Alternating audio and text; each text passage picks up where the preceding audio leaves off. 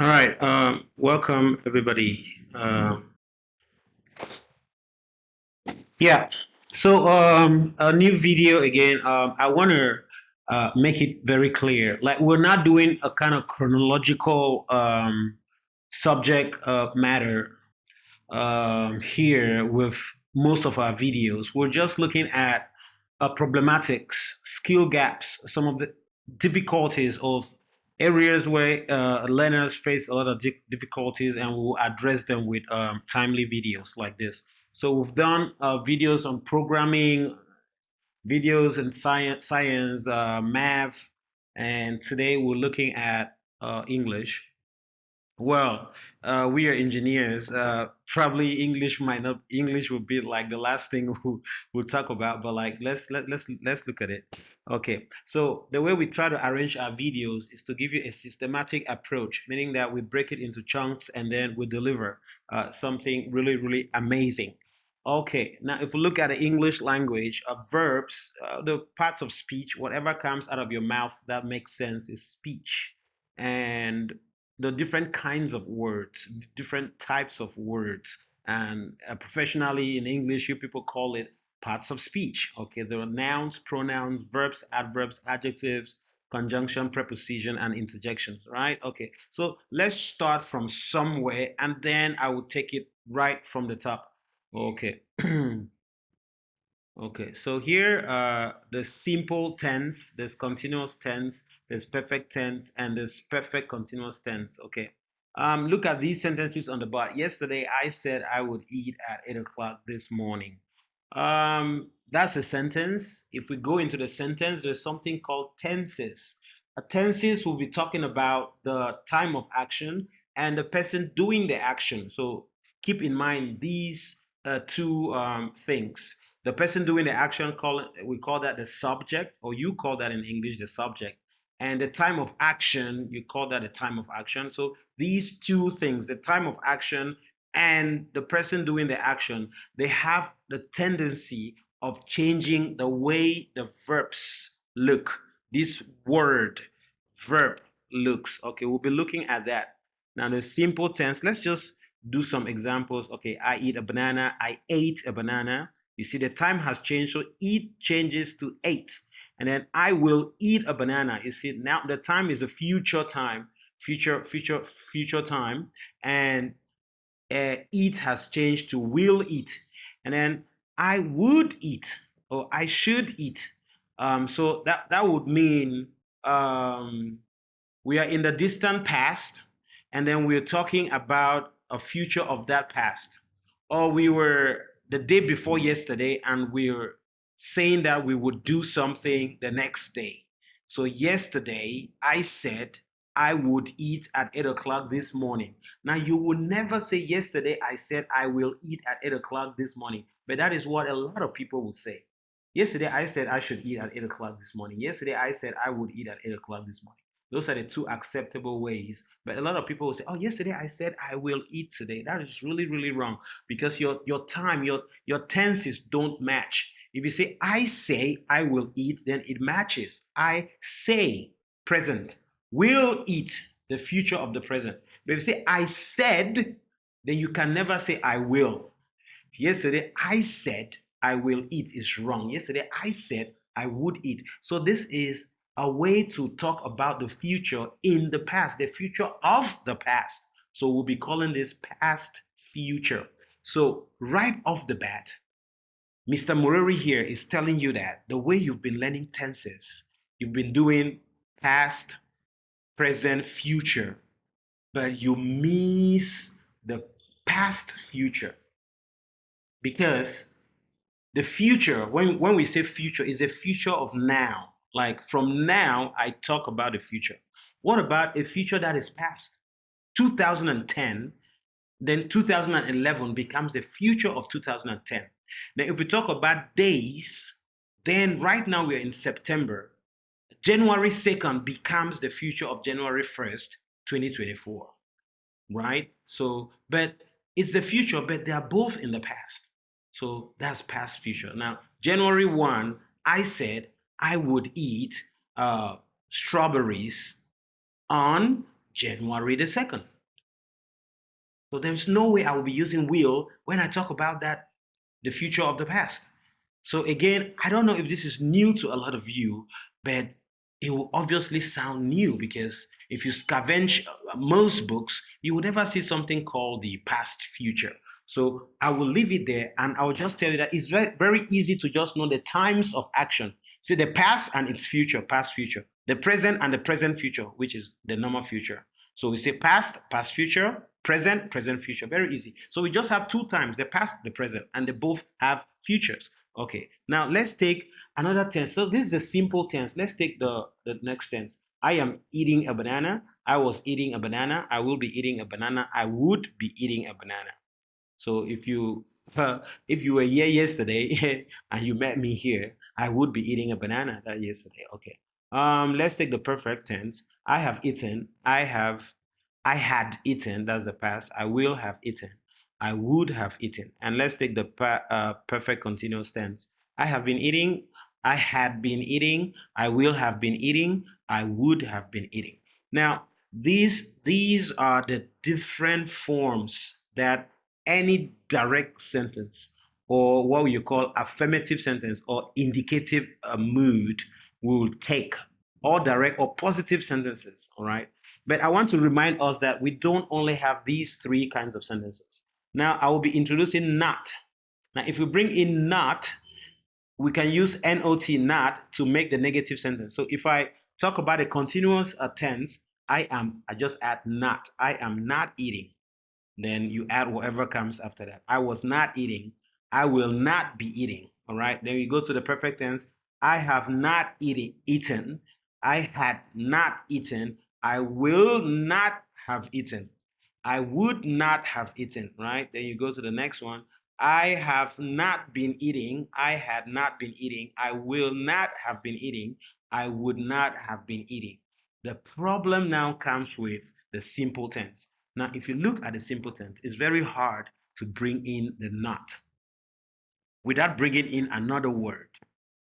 So we will go with I will not eat a banana. I would not eat a banana. I should not eat a banana. With a simple tense, it's very easy.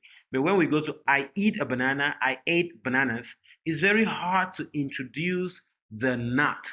And this is the problem with learning tenses, is that in the continuous perfect and perfect continuous, you will just take the affirmative sentence here or the indicative voice sentence here and easily introduce your not without changing anything. You just go there and put your not after the am. I am not eating. You go after the have. I have not eaten. You go after the have. I have not been eating. It's very easy to just introduce the not and you will make the negative sentence from the positive sentence to the negative sentence. Now let's try asking question. Okay. Let's go with a continuous sentence. Am I eating a banana? Was I eating a banana? Will I be eating a banana? Would I be eating a banana? Very easy. You just change the I am to am I was to was I will be, I will to will I. And then you go here, I have to have I had to had I will to will I have eaten. So it's very easy, very easy here. And then I have been eating a banana. Have I been eating a banana? Had I been eating a banana? Will I have been eating a banana? Would I have been eating a banana? Now, well, these are just structure. Structure means the way you arrange the words. But if you ask me, like, okay, and when do we say that? Like, why do we say I eat a banana? Or under what circumstances? Or uh, in what situation should I say I eat a banana? In what situation should I say I am eating a banana? In what situation should I say I have eaten a banana? Or in what situation should I say I have been eating a banana? Now, I will tell you that that is a problem of function. The function, like usage. When, why do we use this, right? And then, but here I'm talking about how do you write it? How do you write it? The structure. So we would leave the function for now, right? We'll come to that later. And in fact, why do they call it simple tense? Why do they call it continuous tense? Why do they call it perfect tense? And why do they call it perfect continuous tense? And why do we have the past, the future, and then the past, future, and then the present, future? The past, the present, past, future, present, future. So 4 time slots 4 different names. So the simple tense has all these 4 time slots: present, past, present, future, and past, future. The continuous tense has present, past, present, future, and the past, future. The perfect tense also these 4 time slots. So if you take 4 times 4, you have 16 different tenses. Okay, 16 different tenses. Okay, let's just read some examples of the sentences that we have here on the right. Yesterday, I said I would eat at 8 o'clock this morning. Good. Last week, he said he would come to my home. Okay, he would come to my home yesterday, but he didn't. Okay, we agreed we would be studying for the test today morning. We agree we would be studying. See, in the past, we agreed we would. You can't say we agreed we will. We agree we would. I want to really give you examples of the past future tense. It looks new here. Now, if I had had time, I would have helped you. If I had had time, a distance past, I would have helped you in that past. They're all past. If I had time, I would help. So you see how the would have comes in here. It's a perfect tense. And then the I would help is the simple past future. If I had time, I would help. If I had had time, I would have helped. Okay. Now, they say people who don't understand past future, they have a very low IQ. Yeah, because the past future will also introduce a mood called the subjunctive mood, where you make suggestions and you make suppositions, like if I were, you make some of those sentences that people would normally understand and could easily make. These sentences, they normally have high IQ, and high IQ will mean high comprehension.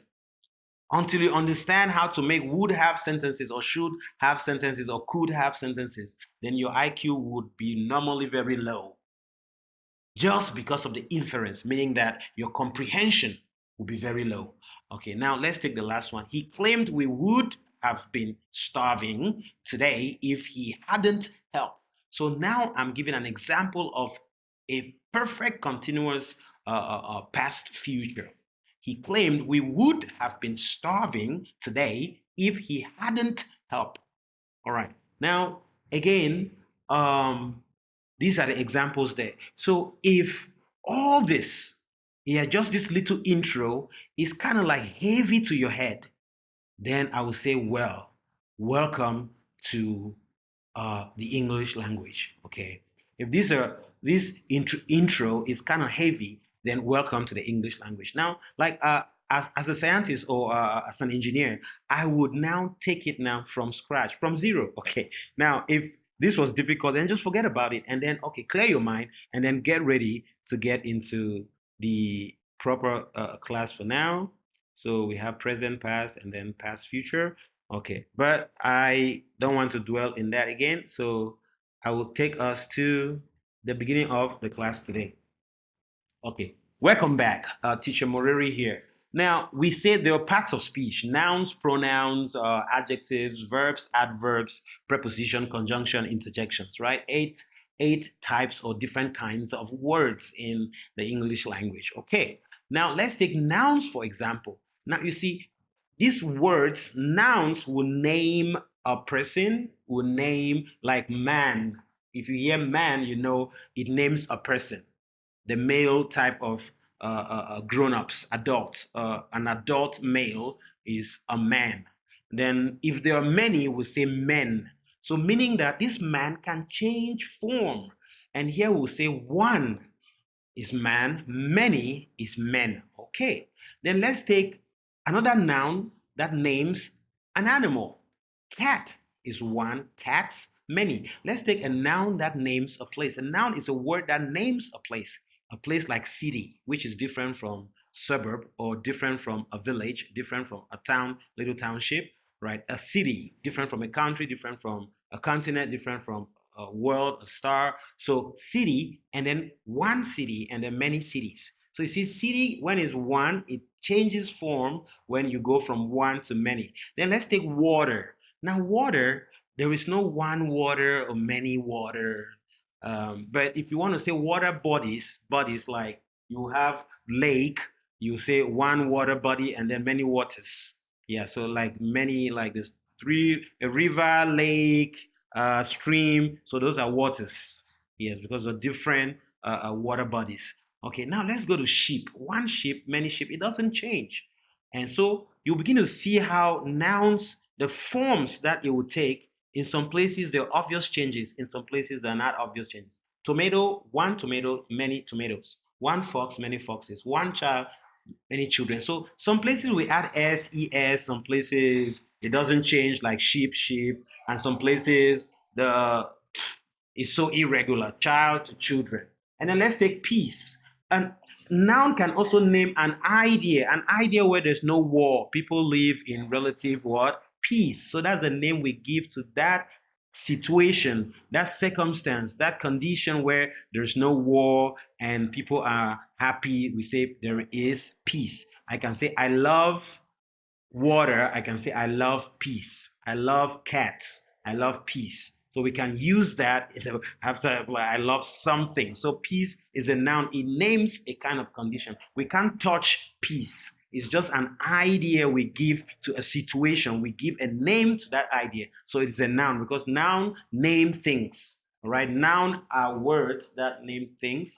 Nouns are words that name things. War is the opposite of peace, right? The war, but war here, you can have wars going on, like fighting here, fighting there. So we can add s to war, but peace, we can't add s to peace. It's just that condition, it's just that state. So there's peace. So we give that name to that. We can't say pieces, obviously not. So these are nouns, and nouns do change. Now, why am I talking about nouns? We should be talking about verbs. Very good.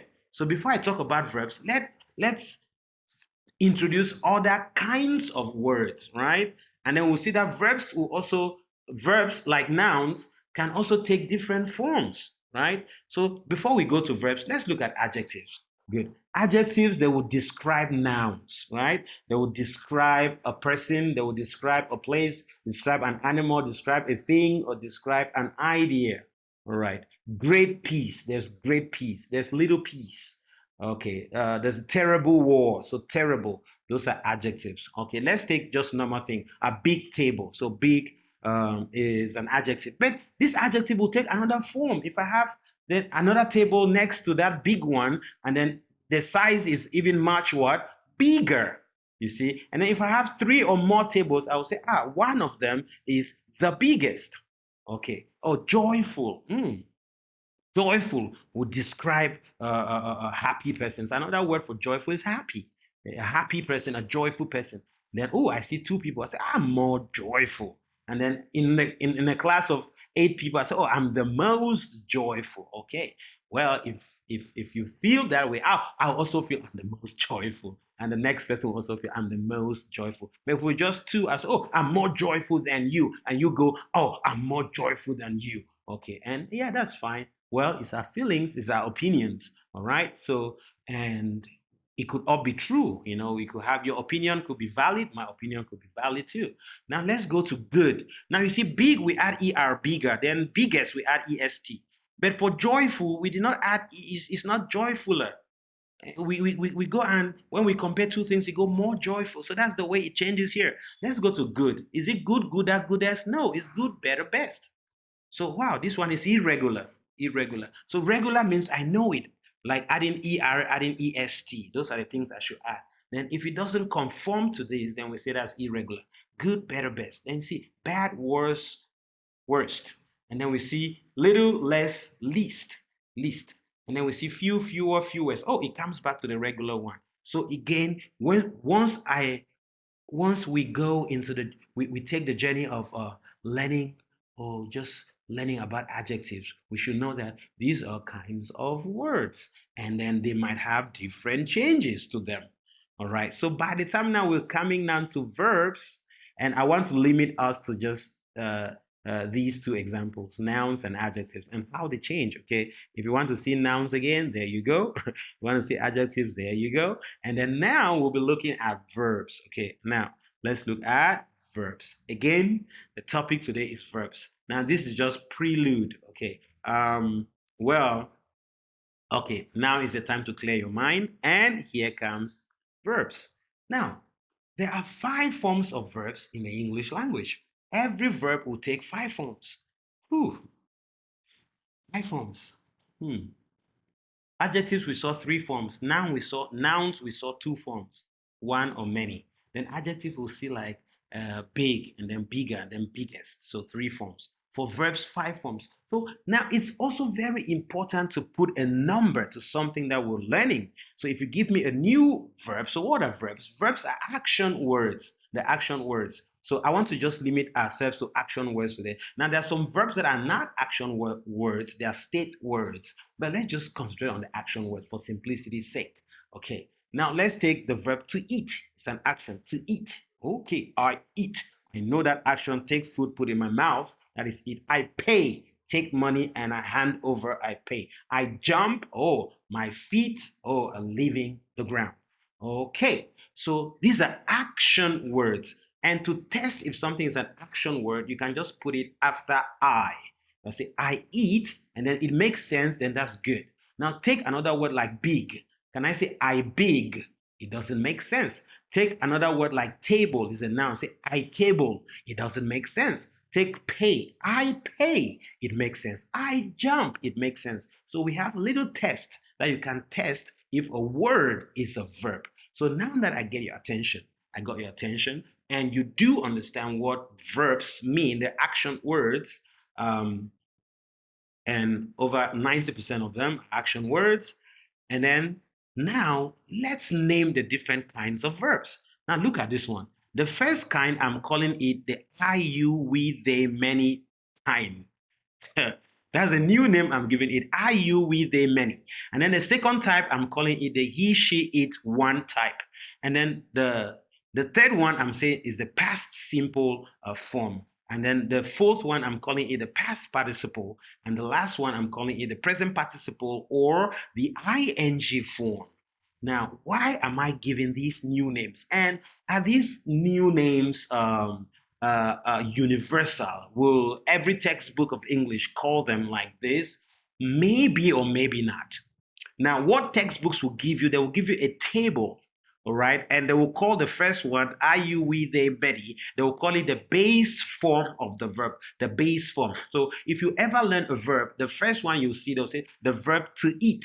If you remove the to and you take just that eat, that is called the base form. That the first time you meet a verb, you will learn the base form. And it is really, really how you get introduced to new verbs, okay? The verb to play, the verb to eat, the verb to drink, the verb to jump, the verb to listen, the verb to remember, the verb to forget, the verb to continue, the verb to comprise of. So you have the verb to look for, even some verbs that are made up of 2 words. We call them verb phrases, okay? Now, or phrasal verbs. Now, good job. So now these arrangement of 5 forms, and most often when you see a table where you learn about new verbs, you will see the base form, the past simple, and the past participle. You obviously see 3.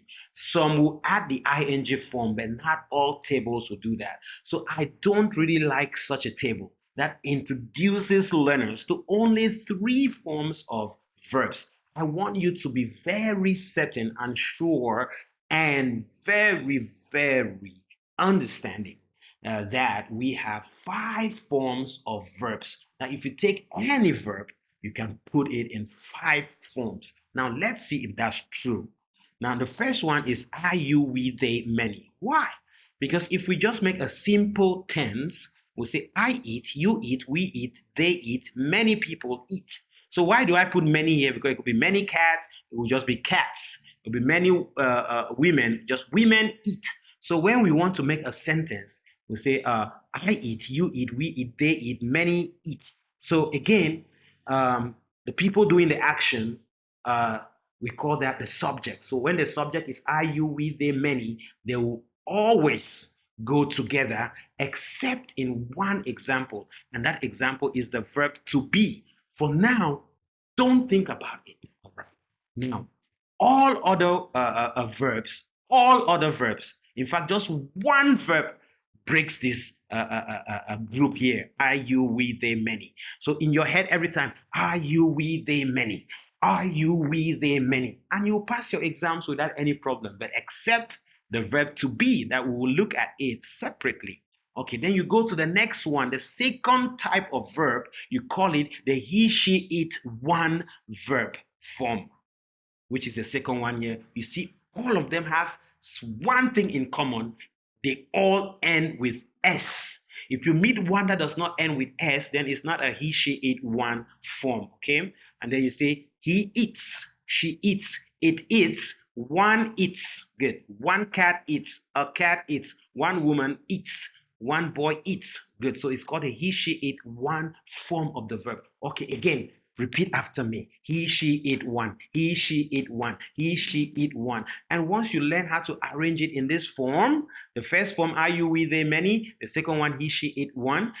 It's very easy. Or it's going to be like photo memory, photographic memory. Like you're just gonna have that in your head. You sleep and you're thinking, are you, we, they, many. He, she, it, one. The third form is the past simple form.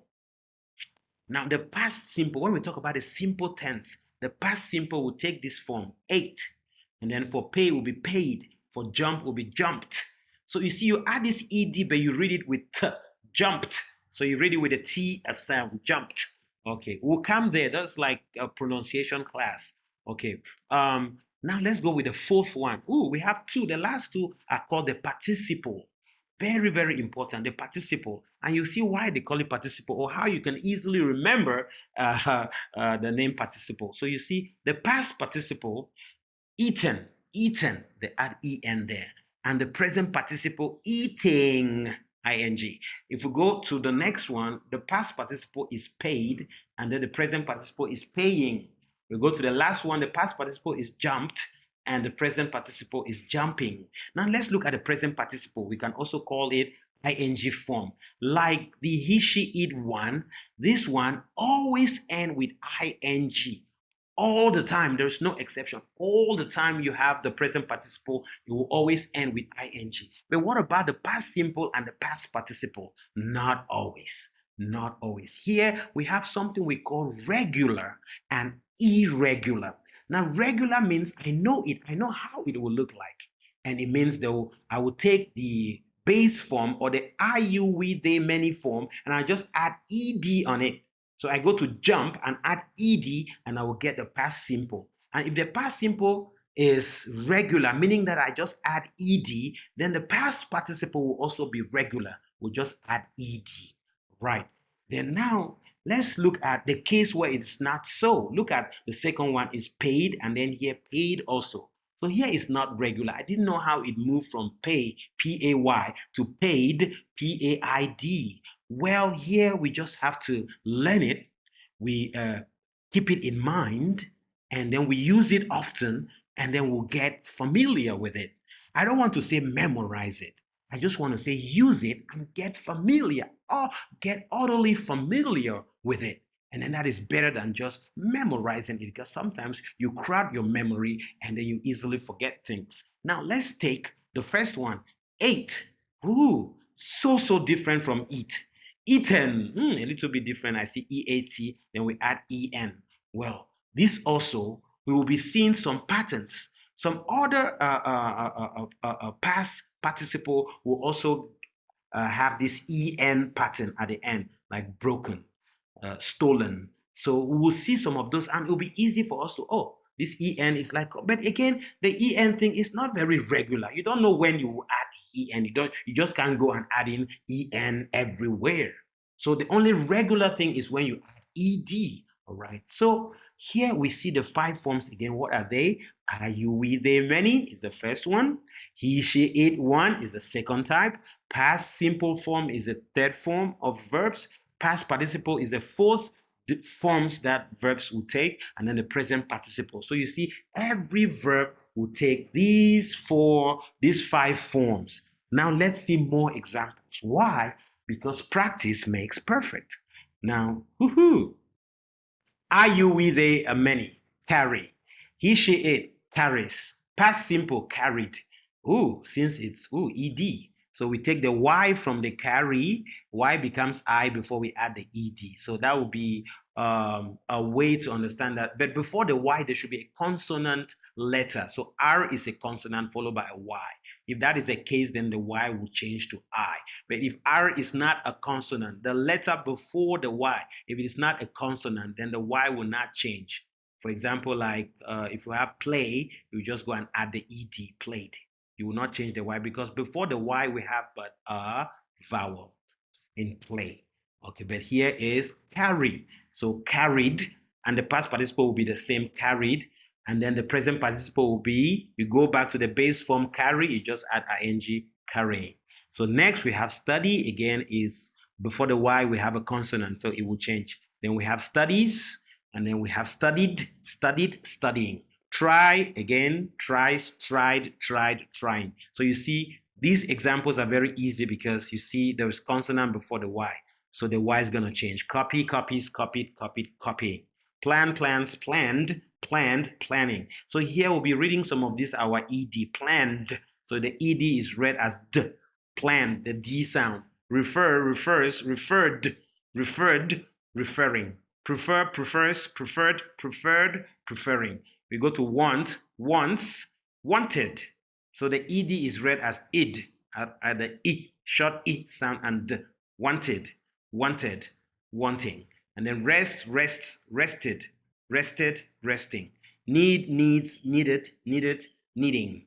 Admit, admits, admitted, admitted, admitting. Omit, omits, omitted, omitted, omitting. Permit, permits, permitted, permitted, permitting. Okay, let's take other examples. Find, finds, found. This is irregular. Well, when we use it, oh, I found my book, I found my book. You use it often and then you understand it. Okay, I have found my book. That's a past participle. I am finding something. I'm finding this thing very difficult to learn. I'm finding this very difficult to learn. Okay, flee, flees, fled, fled. Ooh, that's irregular. I just changed to fled. Fleeing. Fling, flings, flung, flung, flinging. Get, gets, got, getting. Grind, grinds, ground, ground, grinding. Hang, hangs, hung, hung, hanging. Have, has, had, having. Hear, hears, heard, hearing. Hide, hides, hid, hiding. Hold, holds, held, holding. Keep, keeps, kept, keeping. Kneel, kneels, knelt, kneeling. Lay, lays, led, laying. We try one group again. Go, goes, went, gone, going. Went, gone. Oh my God, so irregular. Grow, grows, grew, grown, growing. Irregular. Hew, hews, hewed, hewn, hewing. Know, knows, knew, known, knowing. Mow, mows, mowed, mowed or mown, mowing. Overthrow, overthrows, overthrew, overthrown, overthrowing. Ring, rings, rang, wrong, ringing. Rise, rises, rose, risen, rising. See, sees, saw, seen, seeing. Shake, shakes, shook, shaken, shaking. Shake, show, shows, showed, shown or showed, showing. So we have two, you see, like mowed, mown, here shown, showed. We have two options for the past participle. I have shown you, I have showed you. Both okay. Shrive, shrives, shrove, shrived, shrived, shrove and shrived, both okay. And then shriven and shrived, both okay. And then shriving.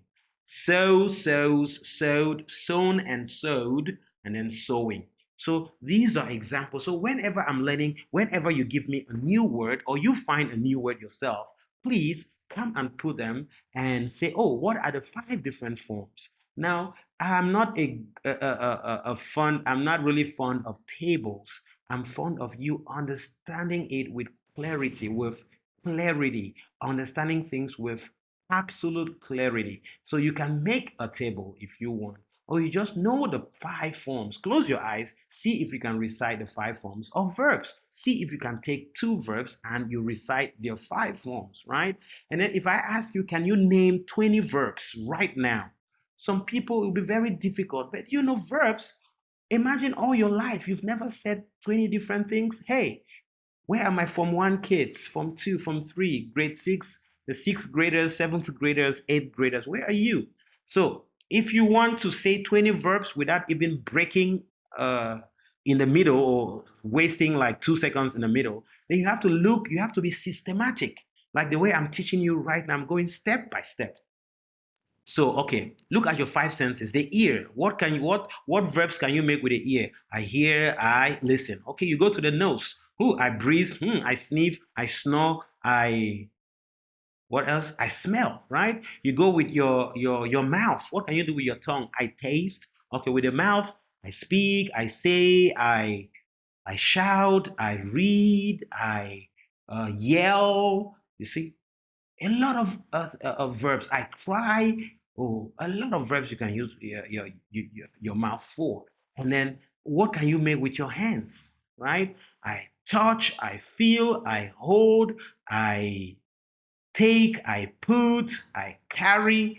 With your legs, I walk, I run, I jump, I hop, I kick.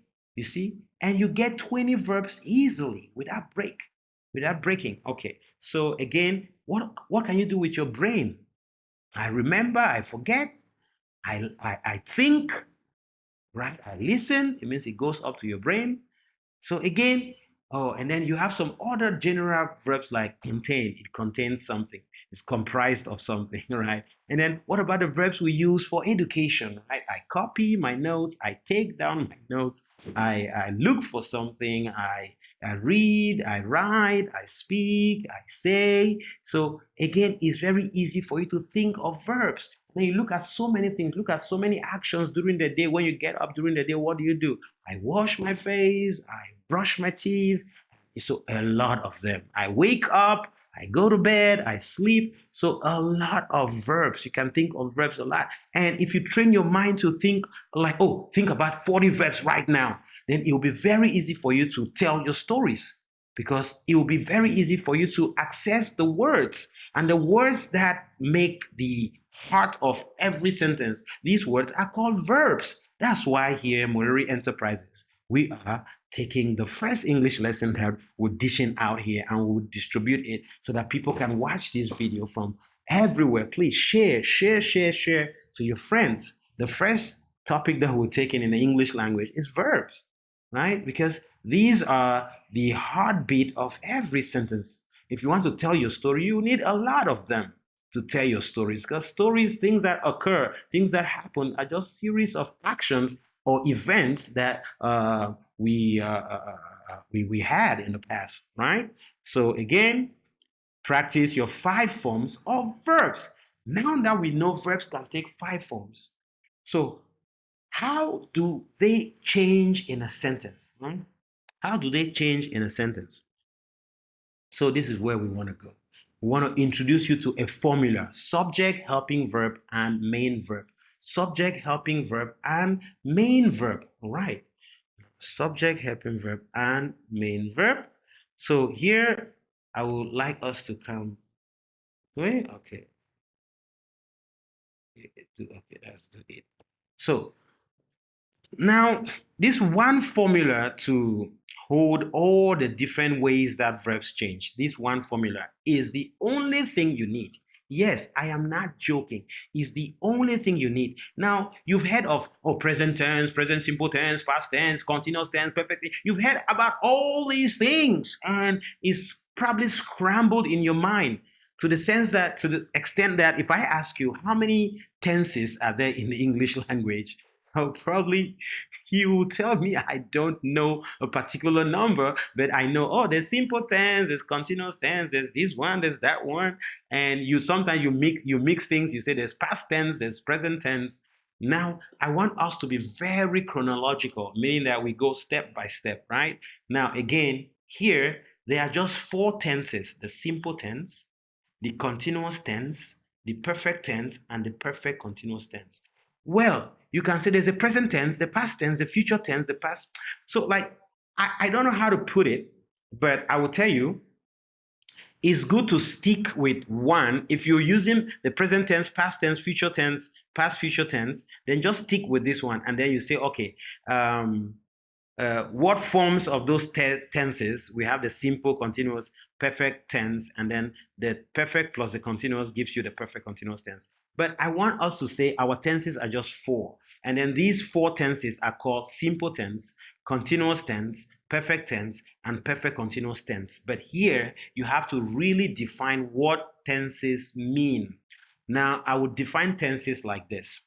Tenses, they deal with the changes that helping verbs undergo in a sentence when 2 things happen. When the subject, either the subject in that sentence changes or the time of action changes. Present, past, future, past, future. So subject and these 4 times will change the helping verb.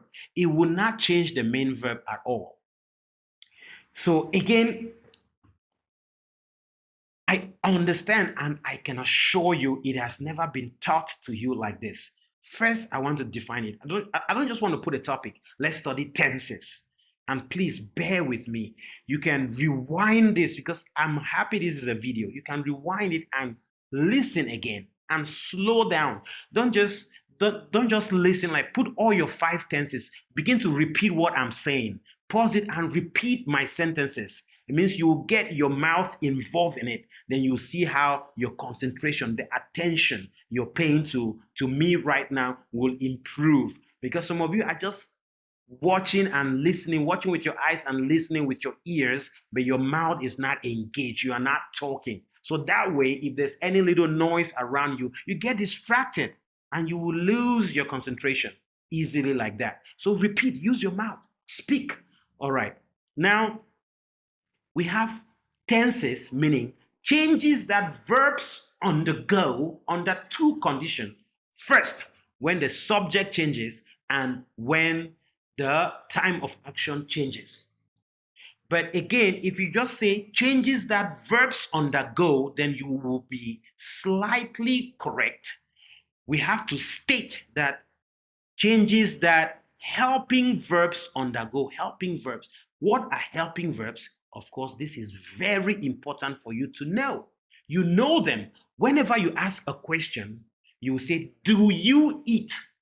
Now, the main action here is eat, but you use the verb do to ask that question. So do is the helping verb. Now, another type of question will be of the continuous type. Do you eat is a simple tense question using the helping verb do. You see, I'm already teaching already. So I'm already in it. So we've seen that, oh, the main verb is eat, but the helping verb to ask that question is do. And if I know that, then good, I know something. But if the person I'm asking is you, I'll say do you. So the do is the one that is changing, not the eat. Now, if I change the you to she, it will not be the eat that will change. It will be the do that will change to does she eat. If I change the time of action to the past, it will not be do you eat apples every day. It will be did you eat apples yesterday. So it's the do that is changing. So this is tenses. So again, if it has never been illuminated to you, then take it from me right now that tenses are the changes that occur to helping verbs. Oh my God, mind blowing. You will think like tenses is just, I just go and learn tenses. No, you have to know the formula, subject, helping verb, and main verb. And the thing which is central is the helping verb. That is what changes. That is what changes, okay? So now let's dial in again. So if we're done with simple, let's go with continuous tense. Here we have eating. The main verb is eating. It will not change. Now, if I want to ask a question, I will use, if I'm asking a question to you, the subject is you, I will say, are you eating? If I change the subject to she, then the are, the helping verb are, will change to is. Is she eating? If I change it to the future, it will be, will she be eating? So the time of action will also change it. The subject will also change it. Was she eating? Were you eating? Were they eating? Would she be eating? So again, this is structure. You tell me like, would she be eating? I've never heard of this one. And I want to know, when do we say these ones? All right. Well, in the future, I will have a class where we'll be talking a lot about function and not structure. For today, I'm telling you the past future is would be here. All right. So let's go to the next is eaten. This is the perfect tense. Eaten. Now, let's take an example. We want to ask a question. Have you eaten? If we change the you to she, has she eating? You go, has she eating? Then if it is distant past, we change the time to the past. Had you eating? Had I eating?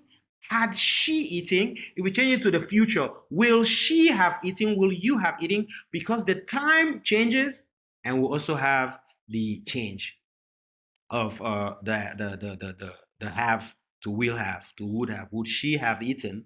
And then let's go to the perfect continuous, which is a combination of the perfect tense plus the continuous tense. The continuous tense used ing, so the perfect continuous tense will also use ing. But then, since perfect is also in its name, it will use the have and the perfect form of the be verb, which is been. So you see, this is have been, which is perfect, and then eating, which is continuous. So this takes perfect continuous. Okay, now we say, has she been eating? Have you been eating? I have been eating. She has been eating. So we go from I to she, we change from have been to has been. So what is changing is the helping verb that is changing. So if I want to really know my tenses, I just have to know the 4 time slots or the 4 different ways that the helping verbs change. Now, in the first one is do does for the present tense. Did is the past simple tense. Will is the future tense. And would is the simple tense. So if I want to say something, I will say, I do eat. She does it. Right? So I, you, we, they do eat. He, she, it, does it. And then I go to the past tense. Everybody did eat. I go to the future tense. Everybody will eat. It only changes because of the time. We don't change because of the subject. It's only in the present tense that we change because of the subject. So the subject will go 2 ways. I, you, we, they, many, we use the do. He, she, it, one, we use the does. But for the past tense, everything I, you, we, they, he, she, it, we'll just use did. We go to the future, I, you, we, they, many, he, she, it, one, we'll all use will. So I will eat, she will eat. It's not like the present where I say, I do eat, she does eat. And then here in the future, everybody will also use would. Yes, I, you, we, they, he, she, it, would eat. But now let's look at something. And I will tell you, this is the problem. We will not have this problem when we go to the next one. Let's go here. You see, here I am, he, she, it, one is, you, we, they, many are. So here there's a divorce between the I. I divorced from the I, you, we, they. So I goes with am, but the you, we, they goes with are. So there are 3 things here. Now what about the past tense? The am and the is, their past tense is the was. So I instead go with he, she, it in the past to do was. Then you, we, they go with were. And then the future, everybody is will be. And the past future, everybody is would be. So, and then what about the perfect tense? The perfect tense here is I, you, we, they have, he, she, it has. So we go back to normal. And then the past, everybody the past. I, you, we, they, he, she, it had. I, you, we, they, he, she, it will have. I, you, we, they, he, she, it would have. That's the structure. And then we go to the perfect continuous tense. I, you, we, they have been. He, she, it has been. Then the perfect, the past perfect continuous is I, you, we, they had been, everybody. Here also the future perfect continuous, I, you, we, they will have been. The past future perfect continuous, I, you, we, they would have been. So slow down and please repeat, repeat, repeat, repeat. Okay, now see something. Let's go here. I am eating. Can you ever shorten this to just I eating? Never. So I am eating, your helping verb is always there. Your helping verb is always there. If you find the subject, I am eating, he is eating, it can never be I eating. But let's go somewhere. Let's go to this first one. And then, okay, let's come back here. Again, when we ask question, we just reverse the helping verb. When you ask question, the helping verb goes to the front. For example, are you eating? Am I eating? Is she eating? Was I eating? Were you eating? Will you be eating? Okay. Would you be eating? So again, we just change. And then when we go to the negative form of a sentence, all right, we just bring not. And the not goes after the helping verb. For example, I am not eating. So we just bring a not to make negative sentences. And again, here, I want to remind us that it's good when we are learning our tenses, it's good to make three kinds of sentences, all right? Always make your three kinds of sentences, meaning that the affirmative sentence, the positive sentence, and then which is, I am eating. Then the negative sentence is, I am not eating. So this is where your not comes. We are just dealing with this one formula. Everything goes into this one formula. Then if you go now to question, you will not use this. For question, we just switch. Your subject comes in the middle and your helping verb goes here. Like, am I eating? You just switch this. I am goes, am I. She is goes, is she. You are goes, are you. They are goes, are they. So again, it's just this one formula that we are changing. But what I want you to really understand, and that is where the problem of so many students comes, is because the first time you ever learn tenses, nobody starts from this formula. You know where they start? They start from I eat. Just subject and main verb. What total disaster, what total confusion. They start from I eat. Instead of telling you that, no, it's not I eat, it's I do eat. I do eat, okay? It's not she eats, it's she does eat. The three formula, subject, helping verb, main verb. And then it is not I ate, is I did eat, okay? And then now they have to tell you that these things, they can be shortened. I do eat can be shortened to I eat. Very good. And then she does eat can be shortened to she eats. And then I did eat can be shortened to I ate. In fact, if this is how you were taught, then you will never have any problem, because these are the type of questions that they will give you in a test. They will give you something like this in a test. I eat apples, and they ask you to put it in the past, to put it in the negative form, or to put it as a question. I eat apples. What is the negative form of this sentence? I eat apples. Can you say, I eat not apples? Impossible. There's no way you will bring not here. The first thing that you will do with I eat apples, you will go from the short form of I eat apples to the long form, which is I do eat apples. Only then can you add I do not eat apples to bring the negative form. And then and only then will you see the helping verb for I eat apples. So you only see it in the negative sentence. It comes in. So the first time that you're taught grammar in or tenses, the first time you're taught tenses, they instead teach you contraction. Instead of teaching you I do eat, they teach you but I eat. Instead of teaching you she does eat so that you can see she does not eat, and then they teach you but she eats. And then now, when they say make the negative sentence, you see how the S disappears when we come back to eat here. Because in the long form, your eat, which is your main verb, never changes. Your eat, which is your main verb, never changes. In the long form, we will never change our main verb, which in this case, for the simple tense, we will just see this, we know that, oh, it's a simple tense, because the main verb for the simple tense is eat, eat, eat. It doesn't matter if it is a present, past, future, or past, future. Present, future, or past, future. So I do eat, she does eat, I did eat, I will eat, I would eat, is all eat, eat, eat, eat. Once you have your helping verb complete. But now, where do we have these contractions? We have the contractions, or we have the short forms Only when we have the present tense, the two present tense, I do eat, we normally say I eat. Now, is I do eat part of the English language? Yes, we use it today for emphasis. If you say, oh, did you eat apples? Oh, do you eat apples? You're doubting. They say, yeah, I eat apples. Then somebody who is not doubting, do you eat apples? Yeah, I do eat apples. So they'll emphasize, oh, I do eat apples. So do is now reserved for emphasis, whereas that is the first place we have to teach. And then people are people are worried that if you first teach it from I do eat, and then people will just start making sentences like I do eat, I do drink, I do swim. And that will be the sentences instead of I do play, instead of I play, I swim, I eat, I drink.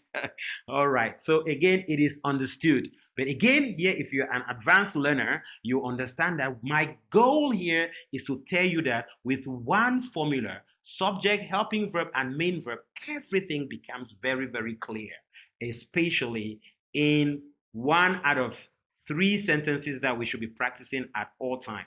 So the first is a positive sentence, the second is the negative sentence, and the third is the question mark, the interrogative sentence. So if I say I eat, I should put it to the long form I do eat, because if you say I eat, then the negative is I do not eat. Now you will see the do. You go to question is do you eat? You will see the do also. So in the negative and the question mark, you will always see the three forms. The helping verb will go to the front, and then the subject will go to the middle in this formula.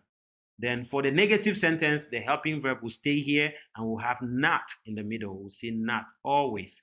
Then not is what takes it and makes it a negative sentence. Or I do not eat. She does not eat. I did not eat. I will not eat. I would not eat. Okay, so now don't you see that it's very easy? We don't have to memorize all different types of tables. Oh my God.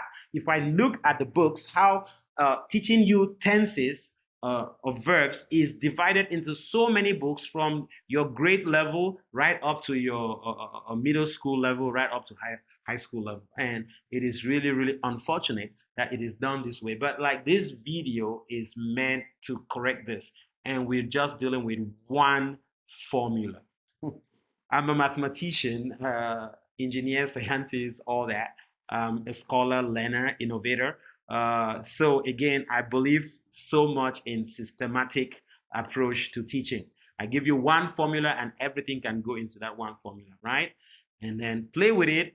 Know that you have to practice as many positive sentences as possible, as many negative sentences as possible, as many question sentences as possible. Because if you want to tell a story, you would do this. Okay, you go somewhere and say, oh, Jack is eating, but Mary is not eating, right? So Jack is eating and Mary is eating too. So again, we'll be using negative sentence. Oh, is Jack eating? Oh, I'm not sure. I'm not so sure. So again, I am not. So you see your negative sentence is coming in. So when we communicate, we use positive and negative sentences. Should I end here? Is this an appropriate place to end?